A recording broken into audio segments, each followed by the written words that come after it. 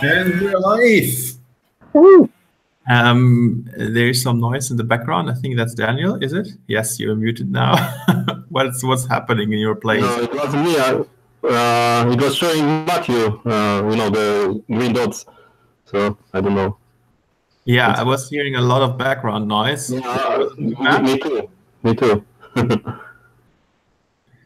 Anyhow, it's the second RFM meeting this year, I think, is it?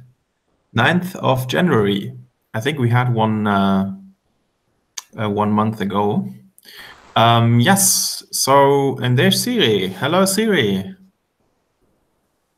Hello. Hi. Hello. Hi. How you doing? Maybe from the other meetings, I learned that you also do sometimes notes, Matt. Is that correct? Yes, I think it's important. Do you think, yes, so you think it's important? That would be my next question. Do you think it helps? I do, yeah. I mean, because a lot of times we can agree on certain things, or there are certain action items, and if somebody's not documenting it, then it's easy to forget about it, especially like when you're working on multiple things. Yes. How do you put it always into the wiki of the repository? I don't always for human connection. Now I think Sam's gonna maybe take over that because he's even better at it than I am. And he has like his flow where he's putting it in the wiki. A lot of times when I take notes, like in the absence of somebody else taking, I'll just like copy them and then like just throw it into Slack. Yeah. Because then at least, I mean, it's not as easy to find later, but it's at least somewhere, Yeah, I was just considering maybe we can do notes too. Yep. I'm gonna share my screen, go to our repository, and create a wiki. I mean, we can also put it into the Slack. Siri and Daniel, do you think taking notes would be a good idea? Yeah, it's always a good idea to go back, because after 2 days you don't remember what. Last time I had to watch the video again to remind myself what you told me. Yeah, I think it makes sense because we have a lot of people who sometimes join and sometimes don't. Create the first page. So how does Sam do it? He's creating a new page every time? Yep. Yeah, and then normally the titles with like the date. And he's doing probably, oh no, it's 2019. That's right, yes. And then it starts, right? With different people. So that would be Siri,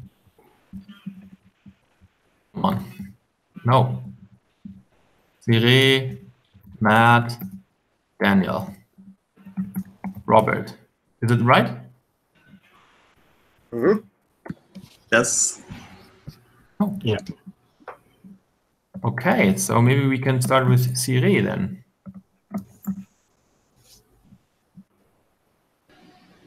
I'll stop sharing my screen, and also people can see each other. But I will take notes in the background. Siri, I think you were very busy with the pull requests. The stale pull. Yeah. I was working on the send notification when broadcast is created. Oh, nice. Yeah, I can share my screen maybe. I think you also had a close pull request. Yeah, I already have one. On our build server. Yeah. Maybe you want to show it on your screen if you want to share your screen. I'm gonna take notes, Siri. Implemented or finished up faith work. Does Matt, does Sam also mentions people on the GitHub wiki? So normally, that doesn't work.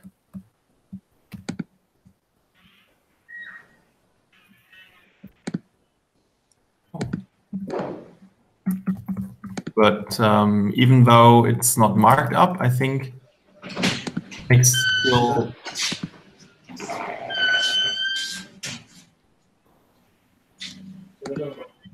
I didn't.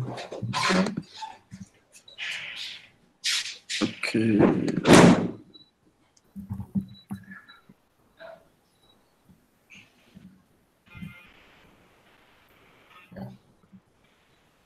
Okay, so I'm writing here finished up facing GT pull request. Pull request from. Oh, it takes a lot of time to do this notes things. Yeah, especially if we're trying to talk at the same time. No. Yeah, because I'm now looking up. Okay, what was the pull request? I have to sort it. Recently updated. I really don't understand why this is not the default. And then I see, this is it. This is the pull request that I was referring to. And now, Siri, you will probably want to talk a little bit about the pull request that you, maybe you can talk a little bit about the pull request. And now I'm focusing on your screen that you finished. And then about the pull request you're currently working on, so people know how they can help you. I don't know if I can see the pull request. So I finished it. The one which was closed already. Okay.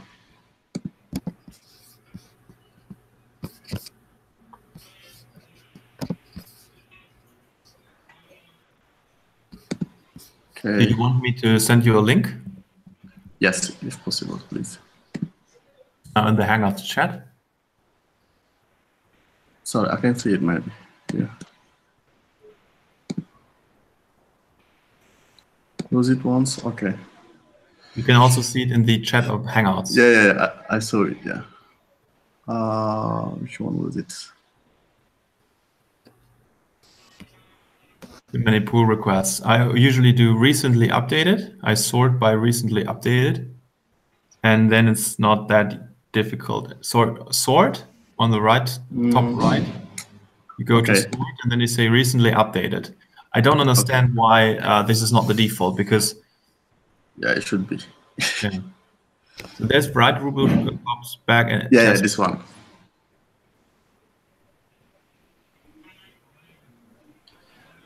So yeah, this one, I think there was just one error. The test that was running, but that was testing nothing. So it returned a failing test. And yeah, I had just to delete that line and maybe refactor a little bit, I think. Yeah, maybe you can tell the others why it was so important to delete that line. Because there was maybe if I find it. If you have to scroll further down, you can see by the avatar that it's my commit, and then there's your commit, this merge thing, and then there's the next commit below is the one probably that you're referring to. Okay.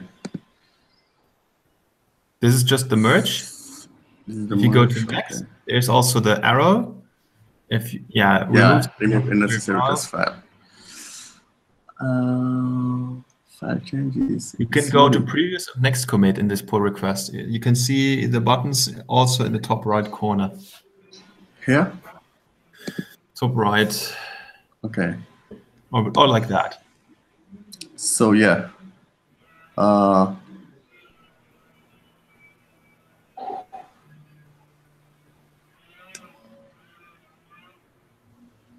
I'm a bit lost. Yeah, no problem. You go to commit. Exactly. Now, remove suspicious line of code, the last commit. You go to the last commit. That one, yes. Oh, this one is just one line that was skipping an error, I think. Task fail on error equal false. Yeah, and why is it so important not to have it? Like, what would happen if you would leave it there? I think we was having something like a non-zero code, something like that. We have a non-zero code right now, I think. I would assume that we have a zero code, zero exit code. Zero code, yeah. for failures and succeeding test runs. Yeah. Right? So what would that mean? What's the consequence?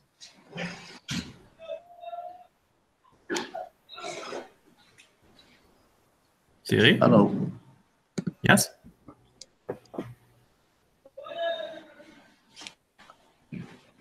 Can you repeat your last sentence? Yeah, I was asking what would happen if we always have a zero exit code, even on failures. I mean, tests will pass, but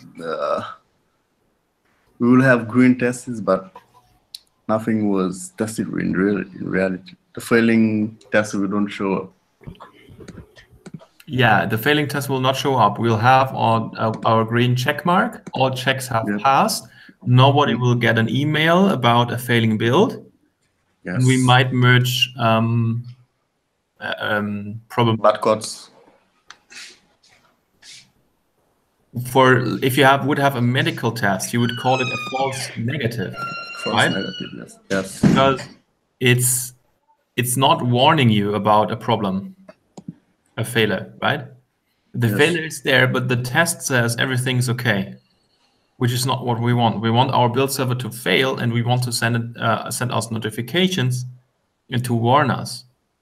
And that is the reason why we need to exit with a non-zero code.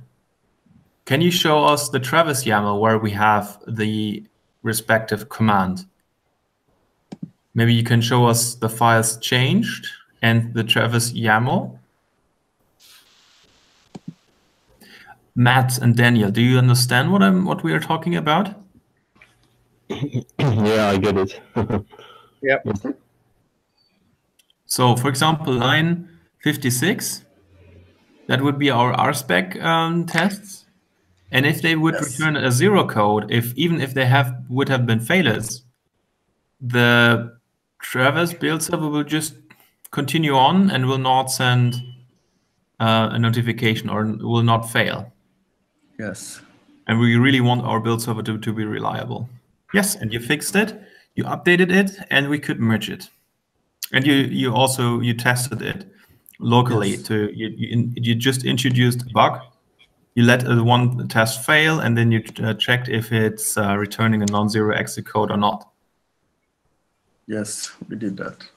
Right. You can check if you have a non-zero exit code or a zero exit code by just adding ampersand on POSIX shells, and then the next command, something like echo zero code, right? And if the next command will get executed, it will only get executed if the first command was successful. Yes. Having the zero exit code. So Matt is already nodding. He understands what I'm talking about. But Daniel, do you know what I mean? Okay, you're nodding. Cool.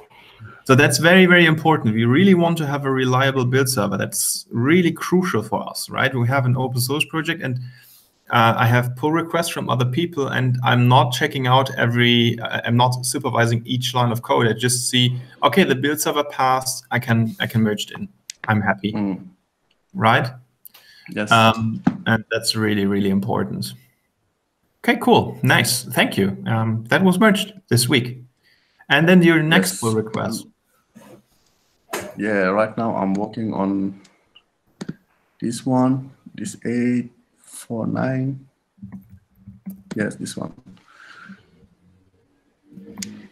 Sending notification when broadcast is created. Yeah. So probably you have a couple of questions about it. Actually, I was working on it since this morning. I can now send emails, broadcasts, but I have a problem on changing some on a test which change a contributor to a moderator. Yes. And I'm having some failure here, and that's what I'm trying to figure out. Before we continue, maybe you can create a short recap what this pull request, what problem this pull request is fixing. What is the idea of the feature? Yeah, the idea of the feature is that when someone creates a broadcast, that all the moderators and the admins get notified by email. And to what? Like, what is the goal? Sorry? And what is the goal of the notification? Why do these people get notified? Because they need to be aware that something is happening, I think. Yeah, right. There was a new broadcast created, and they want to see if this was spam or if it is legit user-generated content, right? A new broadcast, something like that. Okay. So when I come up to the Scott, it was already started with I think it's Faith and Daniel. I think. Yes. Started this. You are able to receive mails in this Mailhog service. Is that true? Can you show it to us maybe in the browser?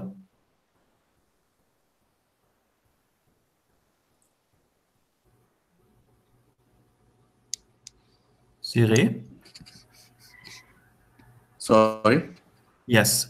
Can you show us the mails in the browser maybe, if that was working well? I didn't turn on the browser. I just running the test, the aspect test. Ah, you're only running the aspect tests. Yeah. Okay, well. So did you never try to install or set up Mailhog with Docker Compose? No. Aha, okay, no problem.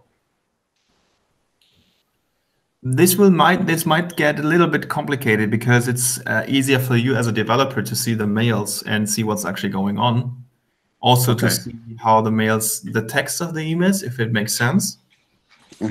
I would suggest to you that you try to do it. You can also set up your own whatever mail service on your local machine. You just have to get the ports right. Okay.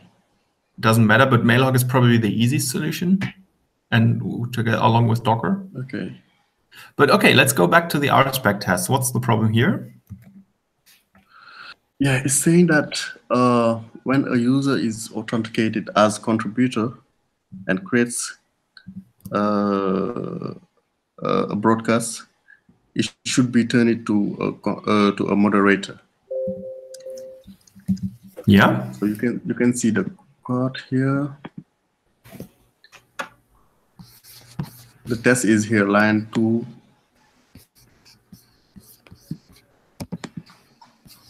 And this test is failing? Yeah, this test is failing. I cannot read it. I cannot read it. Maybe you can copy that block and paste it to the chat. All right. Yes, I cannot read it because it's so small and the screen is blurry.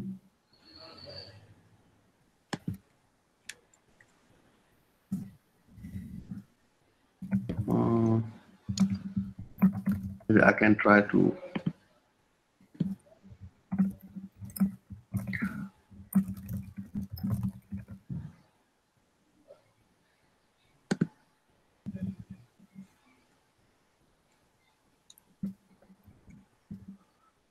Is it better now? A little bit. So I can read context as contributor do, describe, create do, turns the author into a moderator. Yes. And that is failing? Yes, that is failing. Why? That's what I'm trying to figure out. Okay. So I put some binding, try, and I can show you. First thing I did was there was a let here. I deleted because I said that if the user is already connected, so he should be the creator of this broadcast. No need to create another user. So here you can see in the binding prior, when I say user, you can see that the user is a contributor. Yeah. Right. And I exit. So the code runs to the controller. And here, if I say broadcast creator and find the same user, but now he is a moderator. You see the ID of the user? Then you have to reload. Then you have to. So it's the same ID. Yeah. Okay. Then you have to reload the user. I have to reload it. Yes. That is a nitpicking. Okay. So now let me explain. Maybe you want to go back to the RSpec code. That is probably something for you, Daniel, and for you, Matt. Have you ever used this feature of RSpec expect block to change block syntax? Matt and Daniel? No, I don't think so. So Siri just pasted that to the chat. So you can see expect curly brace and then action, and then to change curly brace again, user.role. So what happens is you have a block, a Ruby block, which is a piece of code in the expectation and the action block, let's say, right? On line 206, you can see expect action to change user role. And then you could even say change user role from contributor to moderator or whatever. That's how it was. I just changed it to see if I can scope the error there. Yeah. Okay. So what RSpec is doing, it's first executing the block in change. So it's executing user.role. And the result of that block, the return value, gets saved. Now it's doing the action thing. And then it executes the block in this change again. And it compares those two values. Does that make sense? Yes. We have a new attendant. It is Omar. Hello, Omar. Maybe you want to unmute yourself. Omar, hello. Hello to Rundfunk mitbestimmen. I think it's your first time in this video conference. I think you're muted. I cannot hear you, and the microphone symbol is muted. If you cannot speak, you can also just type into the chat and say hello or whatever, and so we know that you are here and you can understand us and you can follow us.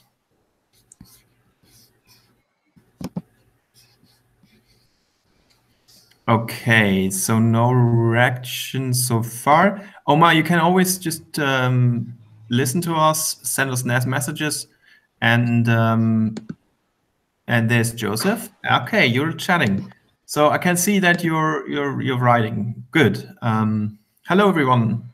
There's also Joseph now. Hi, cool. So this happens to be the regular meeting of a project called Rundfunk mitbestimmen at Agile Ventures, and you're very welcome to participate. We're currently debugging RSpec. I hope you know RSpec. And there's Mike. Oh my gosh, so many people joining in now. Hello, Mike.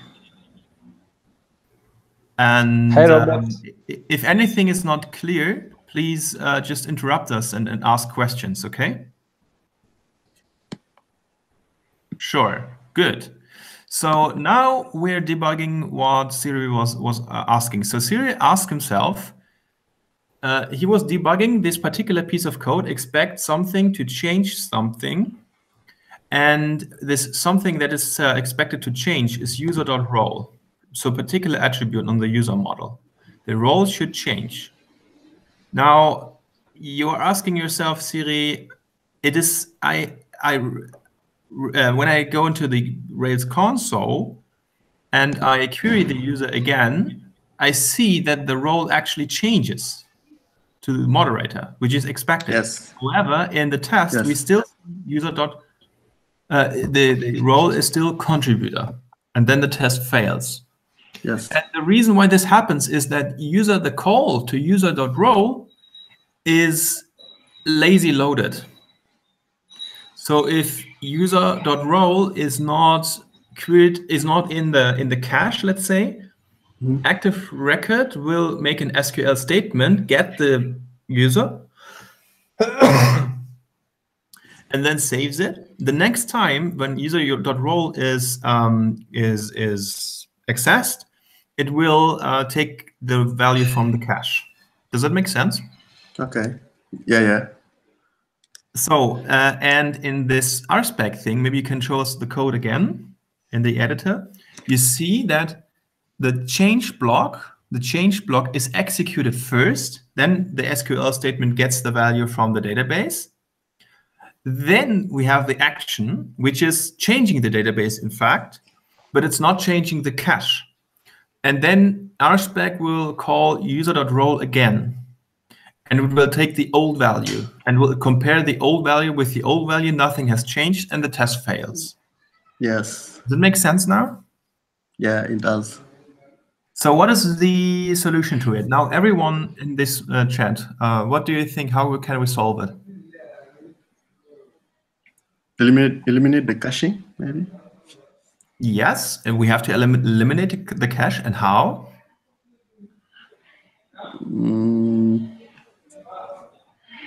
So who knows how to reload the user? Matt, Joseph, Daniel, Omar, Mike. So we can maybe ask the database in the change, so before and after, so not user.role, but I think maybe like a statement to the database. Yes, there are different ways to do that. So if you have, you can make another statement in the database. Yes, but there's even a method on every active record entity, which is called reload. Right? Reload will reload what is currently in the cache, and it will query again the database, and it will refresh the cache. Okay. So that would be solution number one. You can also do solution number two.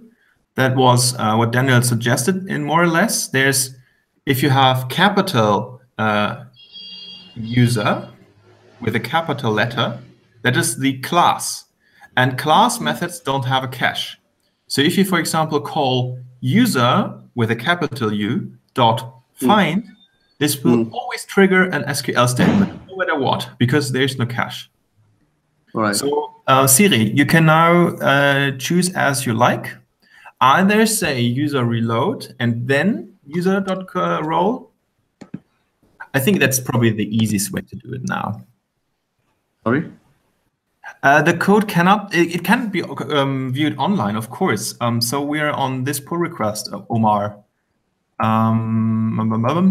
This one here.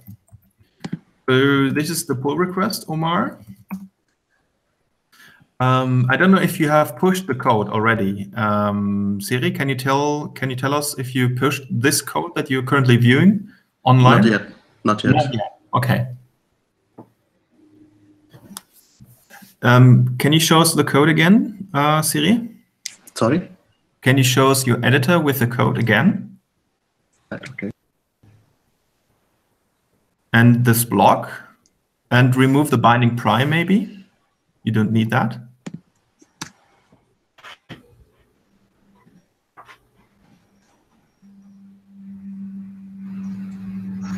You all know binding pry in here?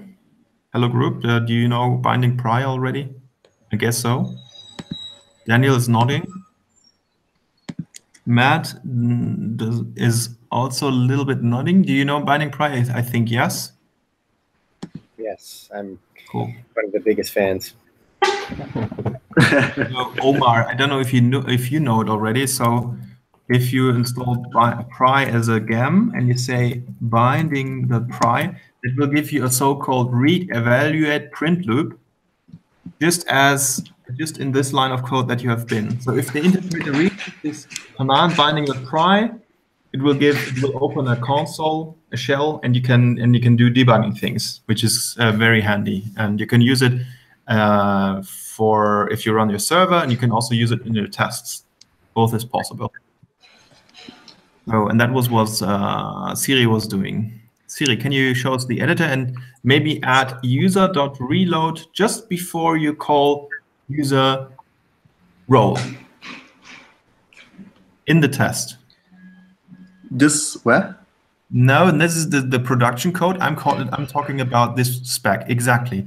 So you have user.role and you just add one command just before user.role in the block. So in the curly braces, you add before user.role, you just say user.reload. Here? Yes. But with a lowercase u. Yeah. Reload. And then you could, for example, just add a semicolon and make it one line, but two commands. So this will first go, it will first call user reload and then user role. And if you run the test now, I'm expecting the test to pass.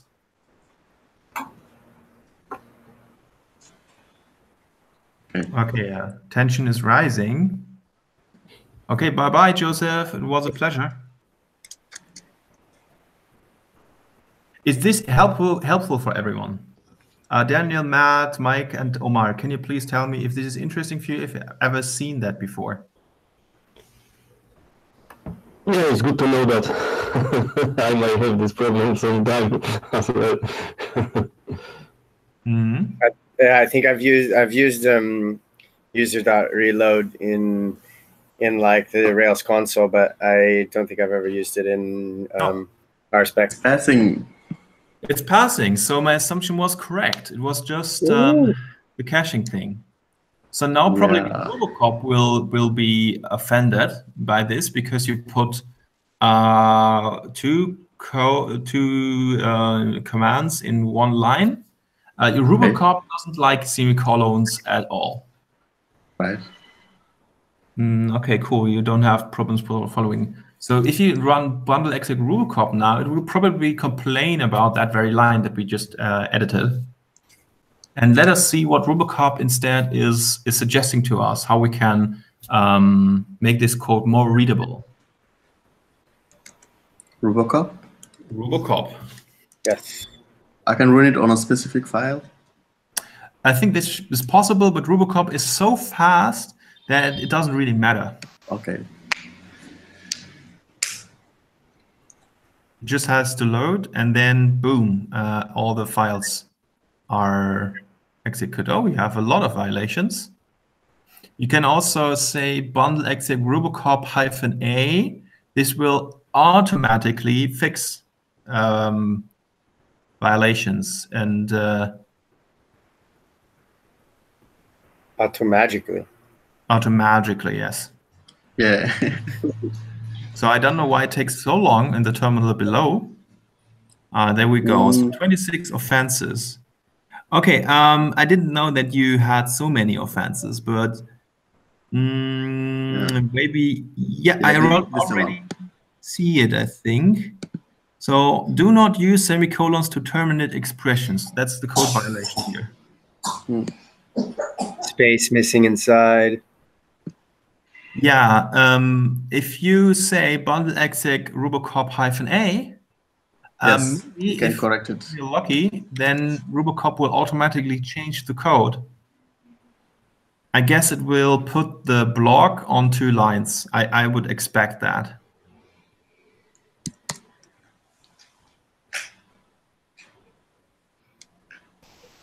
Have you ever seen blocks, code blocks in Ruby, and what's the big deal about it? I have following the how let's call it, some video from Pragmatic Studio. And it Omar, was to answer your question, every dot is a passing test. That's correct. So there are different code formatters. Sometimes you have a documentation, then all the descriptions of the test are outputted to the terminal. If you have the progress formatter, then it just writes dots and sometimes a capital F for failure if a test wasn't passing or whatever. And for Rubicorp, you have sometimes C. It probably means automatically corrected. I don't know, but a dot is usually everything is okay. And you use this formatter on, for example, your build server when you don't want to have enormous logs. You just want to see those tests that were failing. Sometimes you want to get the documentation, or you want to see the documentation of these RSpec tests. And to get back to USiri and code blocks, with iterators, I don't know I don't know what you mean by that, but code blocks are extremely powerful in Ruby. Every time you say, if you have a method call and you say do and, that is a code block. Yes. And you have these curly braces, and in the RSpec test, we can let's say it's for in JavaScript that would probably be an anonymous function, and it gets executed. And RSpec in this case is then comparing the return value of that code block with the return value of that code block after it does the action, right? So then RSpec knows, okay, something has changed. It's really, I think it's really readable, right? So you say, create a new broadcast that should change the user role from contributor to moderator.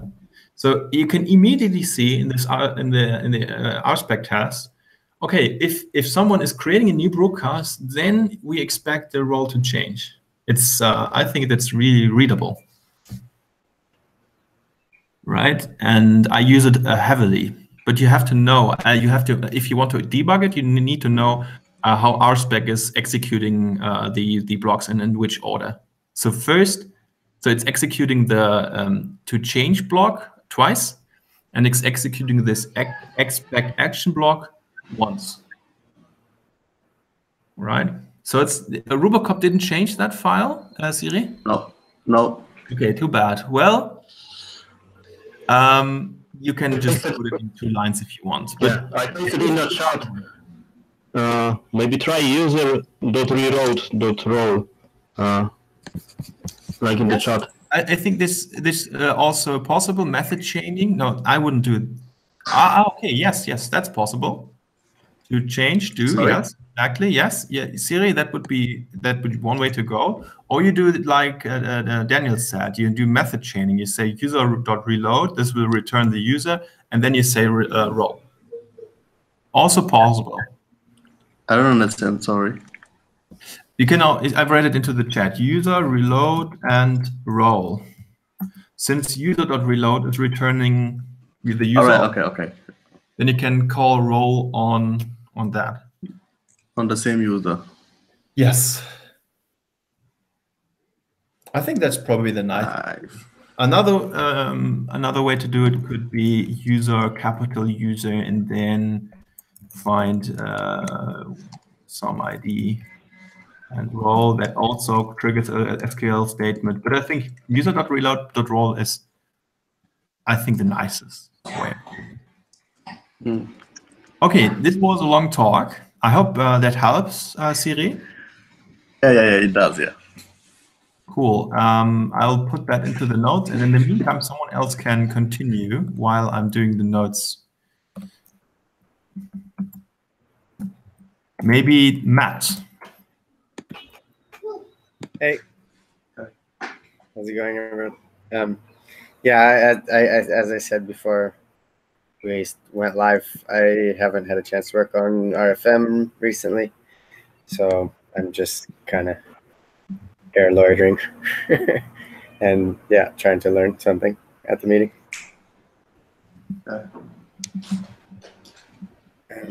Yeah, I would like to get back to pairing on RFM, but just kind of been busy at the moment. But I definitely will when I get a chance, because it's the first open source project I started working on, so it's always going to be remembered as such. And when I get time, I'll be working on it for sure. Yeah, so I'm currently writing down the notes. Difficulties to debug the RSpec test. The expect action to change something executes the letter block twice. Mike, do you want to go next? That's what you've been up to. Mike is muted at the moment. Mike. Maybe Daniel, you want to check in? Tell us what you've been up to. Notes. Mike is currently muted. Daniel, yes, you would be next on the notes. No? I'll share my screen maybe. Yes.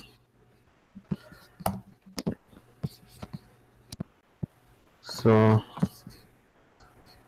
maybe explain us what you were working on so far. I was working on dumping the user data and anonymizing it. One second.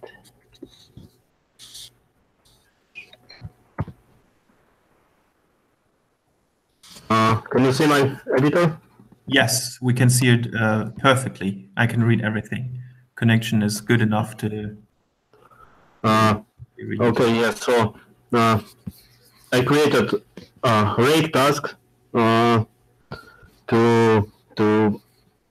basically I've done 3 rake tasks, one to dump the data, one to load it, and one to anonymize it. So what was the motivation for creating these rake tasks? Because we have some charts on the page, and to work on the charts you need some data, and the data from the seed file is not really that random, and yeah, it doesn't show nothing interesting on the charts. So it's really the visualization that you're talking about, so people have an idea for what we need the data. Okay, the visualization.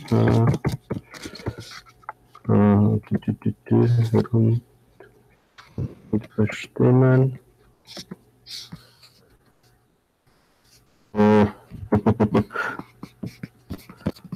What's the other?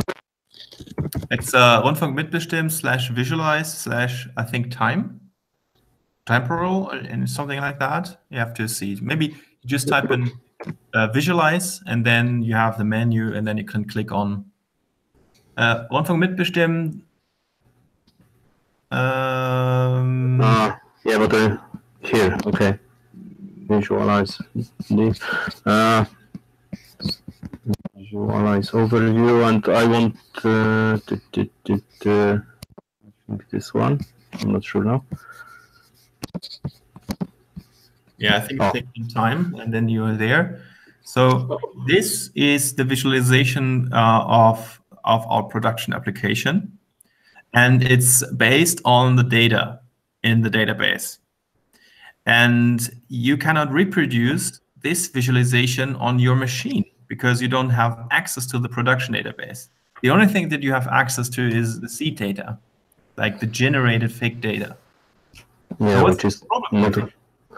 The seed data is not really random, and yeah, I cannot get any different colors, different data. It gives me, an array with same numbers, so I cannot draw any charts from that. So yeah, you forgot to mention that you wanted to change that chart. You wanted to change the color function, right? You want to have more difference in the colors.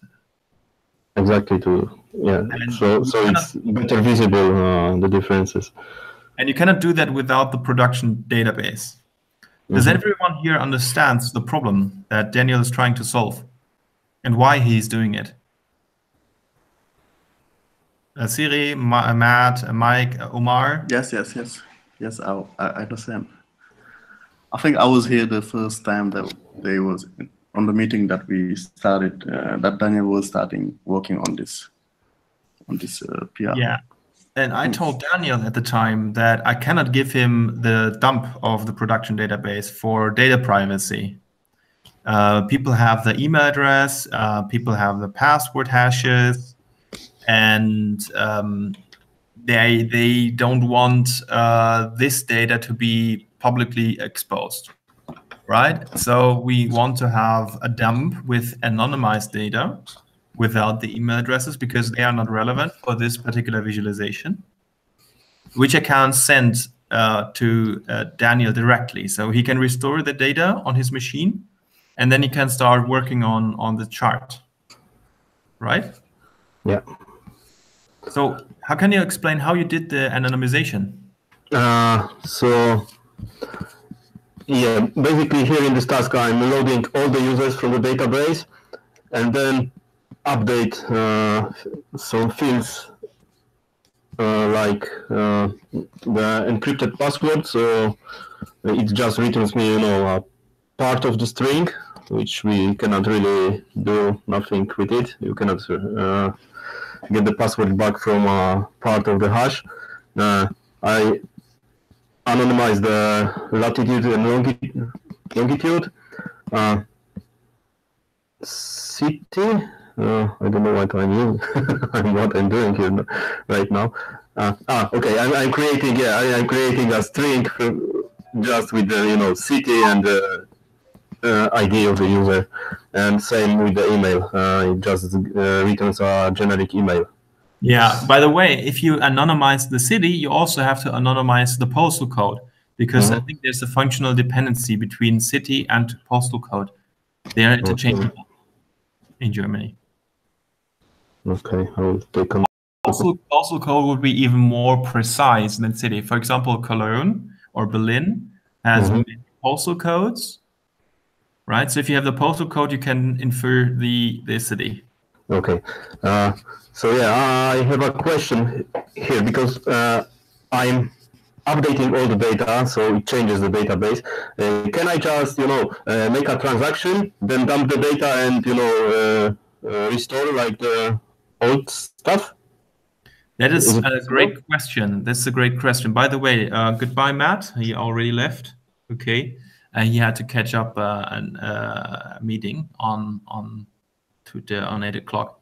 Yes, you can. You can do a database transaction. Who knows in this group how you can do a database transaction?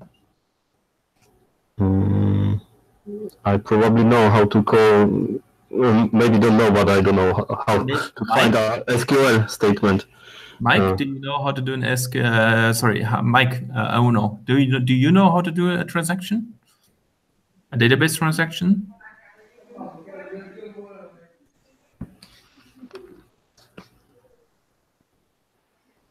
Okay, you're muted. Does anyone actually know what a database transaction is in this case? Omar, do you know what a database transaction is and why we want to use it here? You can write it to the chat. So I'll tell you how to do the database transaction, Daniel. Every active record class has a method transaction. So you can say user with a capital U, which is the class, dot transaction do. And everything that you do in the block will be executed in a transaction. So I would wrap line number 9 to line number 18 in the transaction. Yes, writing data to the database. That is a the transaction will probably not necessarily, but usually we use it in order to write data to the database. But we couldn't also write data to the database without the sorry. If I remember. Yes, sorry. Yeah, if I remember, a transaction can be a suite of actions to the database that we want that all passes. Can you repeat the last sentence? We have a suite of changes to the database. We want all of them to pass in order that the transaction to be committed. Yes, we want all of them to pass in order to have the transaction committed. Yeah, so the point of a database transaction is we have a set of actions that could be mutations in the database, but we could also query the database. That is also possible just from the database. The point is, all these actions will be atomic, right? So if anything fails, the database will be on the state before the transaction. You will not have one failing write. Oh, well, say if you have 3 write actions, if you write into the database 3 times, and the first 2 actions succeed, and the last one fails, then you will not have leftover state, right? So everything will be rolled back. The transaction is either succeeding entirely, or it's not being executed at all. Right? So that's a transaction. Does that make sense? Yes. All right. And here you can see how you can do that with Rails.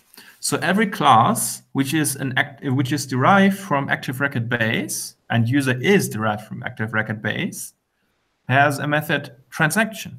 This method expects a block. So you can say user.transaction do on line number 9, and everything in that block will be a transaction. So we have for every user like a write attempt.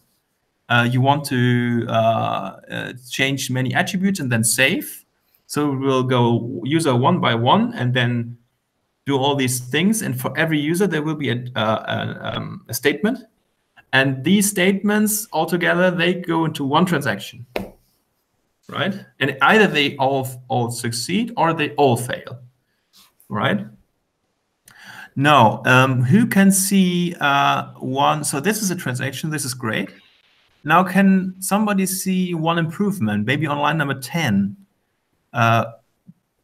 Siri, can you already see what we can improve here? User.all.each. Has everyone ever seen that before? And why this is not? Maybe we'll have problem with the n+1 queries. Yes. No. Sorry. So user.all is querying the whole database and it's taking the entire data into the RAM, to the main memory, which is a problem if you have a long table. Yeah.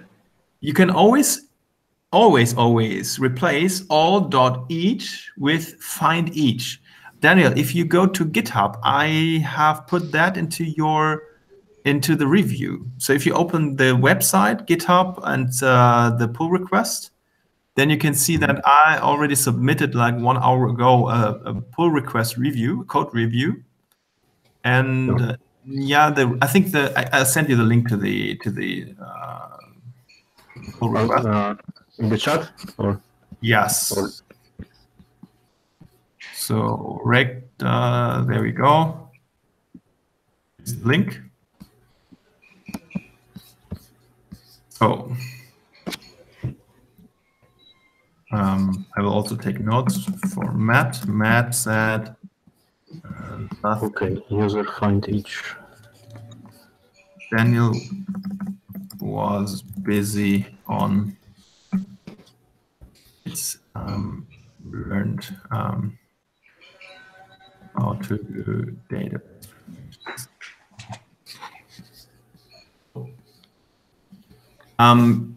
GitHub has a new feature. It says suggested changes, and you can there exactly say just commit suggestion, and that will automatically commit that to the upstream branch. So Daniel, if you say git pull on your machine, you will get those changes immediately. Okay. Cool. So we learned how to do the database transaction. And there you have another way of doing it. You can say update all. Update all will not only change one record at a time, it will change all the records, right? So if you want to override an entire column, then you can do that. So update all password, and then XXX will override all passwords in one go with one SQL statement. So should I call this before line 10, like here? Yes, because find each is going to is iterating over every user one by one. If you do the same, yes. So I don't really have to use the find each. I can write this like, you know, the encrypted value. I can call it the same, like here outside this block. Yeah, so here we make use of naming conventions. On line number 11, you can see that there's 50 plus something asterisk users.id. I don't know if that actually works, if that's valid SQL, but in this in the string, the users.id refer to the column name in the database. So here I'm just relying on the fact that, and for Rails, for default naming conventions, the column is called just as the attribute. And the table name is the name of the record pluralized and lowercase. So we have users.id. Maybe you have to put that into double quotation marks. I don't know exactly. I just wanted to give you an idea. So you can also update the whole column, and for every column, base the value on another column. Do you see what I mean? Yeah. I know what you mean. I don't know if that code actually works. You have to try, but then you would need to do the iteration thing. Okay. It is usually faster. I just want to give you this in order to. Is it working perfectly? If you run into any problems, just don't worry too much about this update all thing. If you get annoyed, everything is currently working as expected. Is this just something for you to learn, that you have all those methods, those convenient methods to change many records in one go, which is super fun. So it's similar like this SQL statement I've added here, because so I can use like this. It's more or less the same thing. Yeah. It's called from Rails, not from. It's called from Rails. I don't know what I cannot understand this syntax, but yeah, probably. Siri told us he's got to move. Siri, it was a pleasure. You can find the notes, the summary in the notes later on. All right. So you get the point. That is good. Okay. Have you any more questions, Daniel? Not about this. I can still work on this. Yeah. How shall I give you the dump? You can send it by email or on Slack, whatever is better. Okay. I will send you it via Slack. Good. I'll put that into the notes, and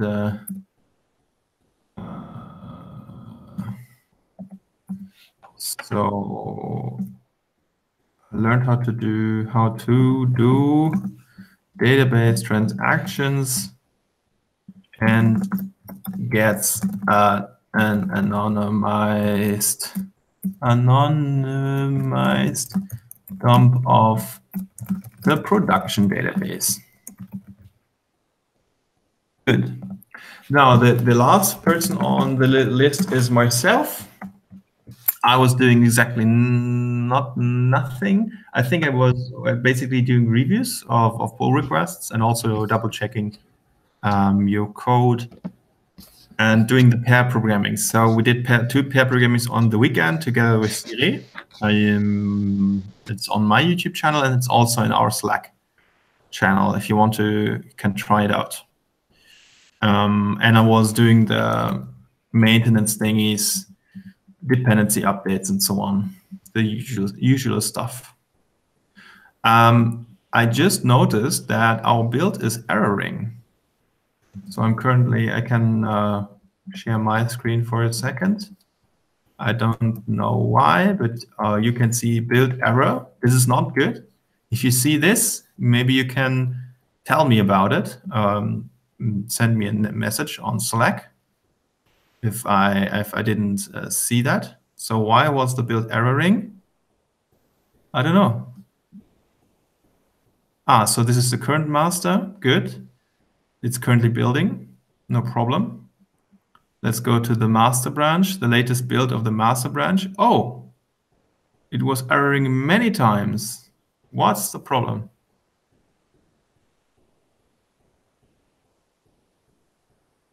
This is interesting.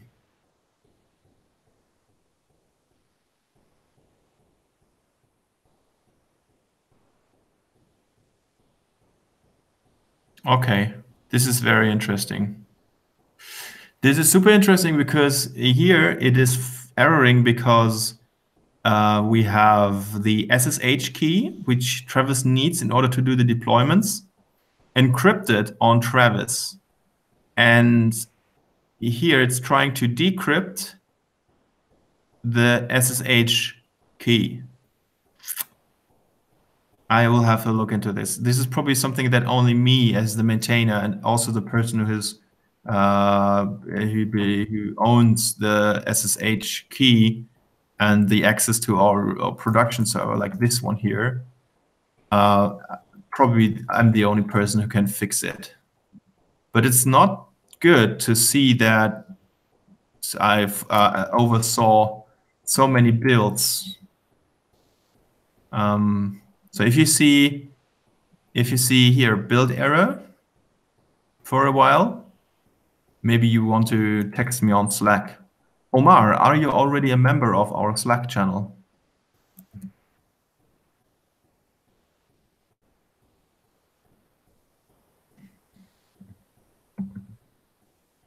We have a couple of Omars.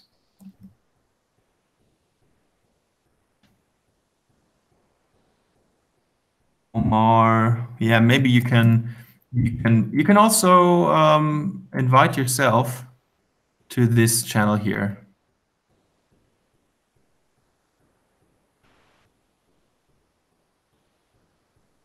Oh, yes, sure. So you're asking about a suitable issue to work on? Suitable is depending on your needs. So suitable, what could suitable mean? Suitable, we have like a very diverse technology stack. So you can see we have a lot of Ruby, we have a lot of JavaScript, and we have a lot of HTML and a little bit of CSS, and we even have Docker. Now, usually we have our issue list separated with front-end and back-end parts. If you're interested to do something with Ruby, we have Ruby on our server. We have Rails for the backend. So everything that is labeled with backend will be probably related to Ruby, Rails, Postgres, and so on. We are using Ember.js for the front end. So everything that's labeled with front end will probably be related to Ember.js and JavaScript. And let me see what you're writing in the meantime. JavaScript, CSS, HTML, Docker sounds cool. Mike has to go. Okay, Mike, no problem. See you. No problem. I hope you enjoyed the meeting in anyways. Yeah, cool. No, you're welcome. I always try to teach people in this meeting a little bit. So you want to work on the front end. Do we have people who are working on the front end? If you want, you can help Daniel, who's doing the chart thing. So we're using D3, which is a JavaScript library for data visualization. So this bubble chart is implemented with D3. And if you want, you can help Daniel on his quest to increase the color, the color function here, make this more colorful, right?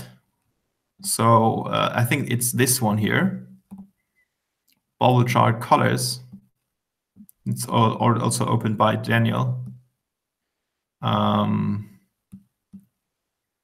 And we have a pull request, a work in progress pull request already. So if you want, you can pair with Daniel. Omar, do you think this is a good idea?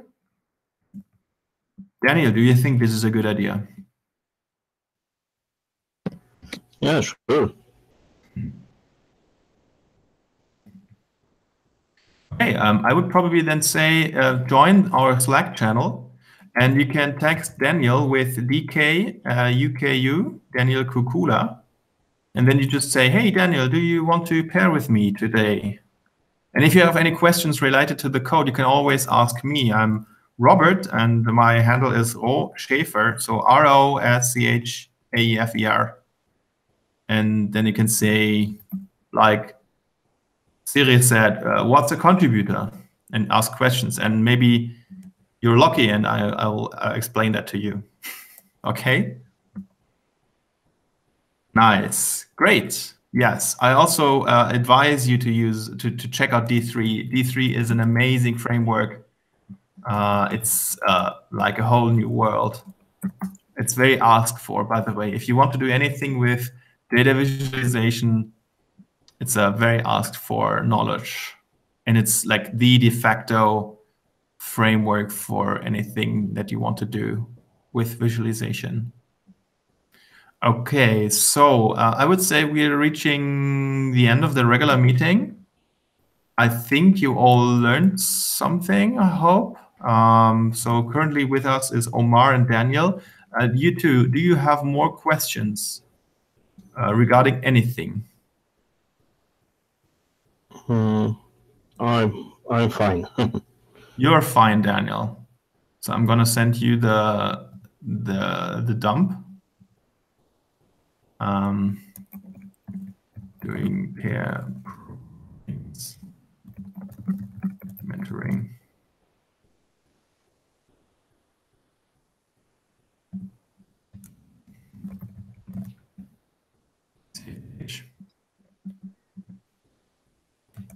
Omar, any? Okay, so you're on Slack. What is your Omar? What is your username on Slack?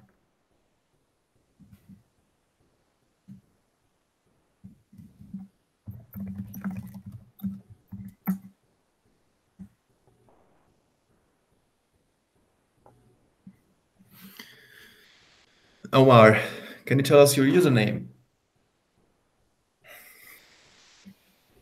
If you don't know your username, I think you can click on. How do I know what's my username?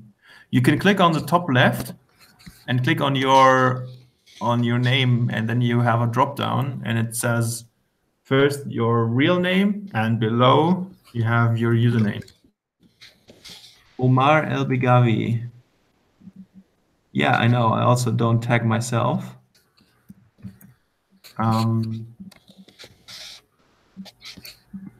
Hello, wave.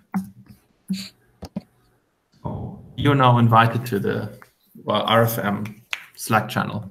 Cool. Good. Then I would say, let's stop the broadcast. What do you say, Daniel? You're the only one who's having his voice on. Yeah, it starts to finish, but let's stop the broadcast. All right. Then I would say see each other either in a pair programming or at next week at the latest. Omar, we always have a regular meeting at this time. So that would be 7 p.m. Central European time. This is 8 p.m. UTC, is it? 6 UTC. Yeah, UTC, the other way around, okay. -1. Yeah, because Germany is in the east of Central Europe, in the east of England.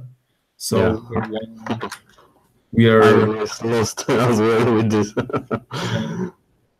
So -1, okay. How often are the meetings? Weekly. We have weekly meetings, and we have pair programmings in the meantime. So you can always ask for pair programming. You can also, that also applies to all the other projects. If you want to join another project, you can always ask, hey, is anybody currently online? I'm trying to work on this particular issue. can you help me, or is anybody interested to join in?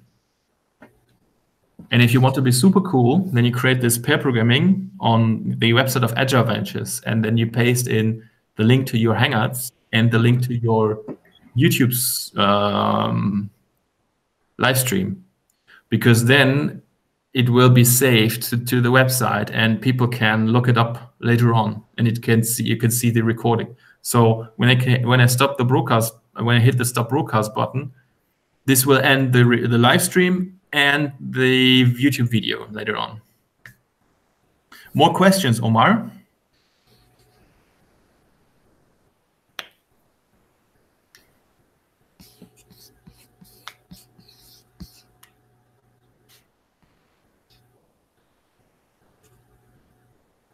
No, I think this is clear. Okay, then I would say it was a great meeting. It was a pleasure to see you all.